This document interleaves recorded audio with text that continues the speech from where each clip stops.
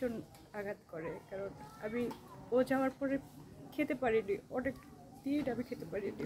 অনেক দিন খেতে পারিনি, তার মনে হতো যে ও আসছে, এই তো এসে বলতে ঈশিতা খাবার নিয়ে এসো, খাবার খাওয়া একসাথে, তো সেই জিনিসটা হয়ে ওঠেনি আজ পর্যন্ত। মানে এখনো কল্পনাতে বা আবছা আবছা দেখেন সে এখনো এসেছে, দরজার সামনে দাঁড়িয়ে রয়েছে, খাবার দিতে বলছে, কিন্তু সেই লোকটি পাশে নেই। সুপ্রিয় দর্শক, আসসালামু আলাইকুম। জীবনের গল্পে আপনাদের স্বাগতম জানাচ্ছি দেশ এবং দেশের বাইরে থেকে যারা দেখছেন এই মুহূর্তে। বিশেষভাবে অনুরোধ করছি ভিডিওটি স্কিপ করবেন। আসসালামু আলাইকুম। ওয়ালাইকুম আসসালাম ভাইয়া। কেমন আছেন আপু? জি আলহামদুলিল্লাহ ভালো। আপু আপনার নাম কি? আমার নাম ঈশিতা।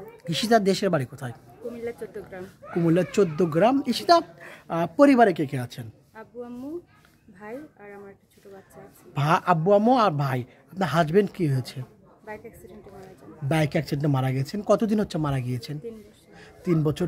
হাজবেন্ডের সাথে বিয়ে হয়েছিল কি আপনার রিলেশনে না কি পারিবারিকভাবে? পারিবারিকভাবে। পারিবারিকভাবে বিয়ে হয়েছিল।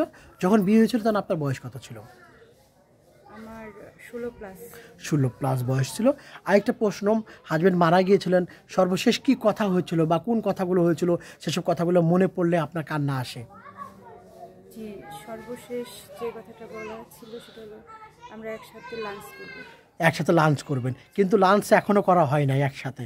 ওনার অপেক্ষায় এখনো আজ বসে রয়েছেন। আপনার হাজবেন্ড হয়তো বা আপনাকে অনেক বেশি ভালোবাসত, খুব বেশি ভালোবাসত। হাজবেন্ডের কথা খুব মনে পড়ে?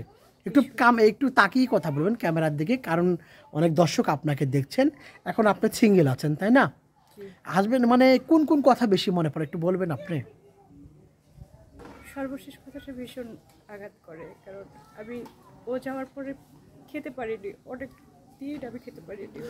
অনেক দিন খেতে পারেন, তার মনে হতো যে ও আসছে, এই তো এসে বলতে ঈশিতা খাবার নিয়ে এসো, খাবার খাওয়া একসাথে, তো সেই জিনিসটা হয়ে ওঠেনি আজ পর্যন্ত। মানে এখনো কল্পনাতে বা আবছা আবছা দেখেন সে এখনো এসেছে, দরজার সামনে দাঁড়িয়ে রয়েছে, খাবার দিতে বলছে, কিন্তু সেই লোকটি পাশে নেই।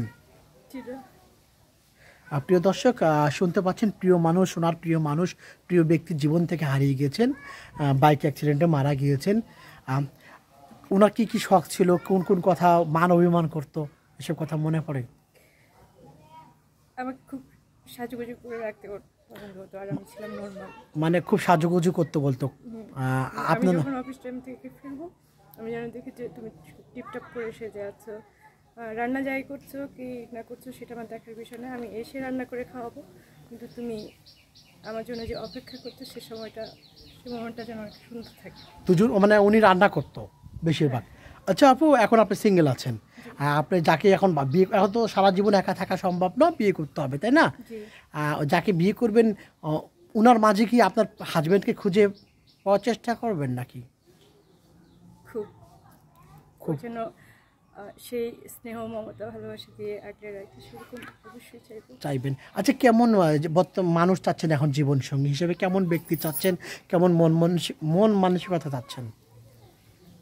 ভালোবাসবে, ভালোবাসার মানুষটা হারিয়েছি তো, ভালোবাসবে, করবে, সম্মান করবে, সম্পর্কটা সম্মান থাকবে, বন্ধুত্ব তো থাকবে, তাই তো। সে আমার বন্ধু হবে, যত না আমার হাজবেন্ড হবে তার চেয়ে বেশি বন্ধু হবে। মানে যত না হাজবেন্ড হবে তার চেয়ে বেশি বন্ধু, কারণ বন্ধুকে সব কথা বলা যায়, হাজবেন্ডকে সব কথা বলা যায় না, হাজবেন্ডকে অনেক কথা হাইড করতে হয়, তাই না? এবং আপনি তার মাঝে সব কিছু খুঁজে নেবেন বা খুঁজবেন। আচ্ছা আপু, আপনার বয়স কত বর্তমান? 28 বছর। 28। ওনার বয়স কত হতে হবে? ওনার বয়স এখানে কোনো ম্যাটার না, বয়স কোনো ম্যাটার না। ভালোবাসার মানুষের বয়স নিয়ে বিচার করা যায় না, ভালোবাসার মানুষের কোনো বয়স কোনো বিষয় না, তাই না? বয়স দিয়ে বিচার করা যাবে না ওনাকে। আচ্ছা আপু, আপনার সাথে যোগাযোগ করবে কিভাবে? ভাইরা যদি যোগাযোগ করতে চাই? আপনাদের মাধ্যমে যোগাযোগ করবে। আমাদের মাধ্যমে যোগাযোগ করবে। আপনি কি আরেকটা সত্য কথা বলবেন, আপনি সত্যি আপনি বিয়ে করবেন না কোনো প্রতারণা আর কোনো মানে করছেন বা মানুষের সাথে করবেন? দেখুন ভাইয়া, মানে আমাদের যে সামাজিক অবস্থান, সেখানে সিঙ্গেল মাদার চলা ভীষণ কষ্টকর। তো সেক্ষেত্রে আমি এখানে তো প্রেম চাইছি না সবার কাছে, প্রেম করতে আসিনি, বিয়ে করার জন্য এসেছি। এখানে কোনো ফাঁকিবাজি নেই, কোনো অবিশ্বাসের কোনো স্থান নেই। বুঝতে পেরেছি। আর প্রেমের কোনো বয়সও নাই এখন, এখন সরাসরি বিয়ে করতে চাচ্ছেন।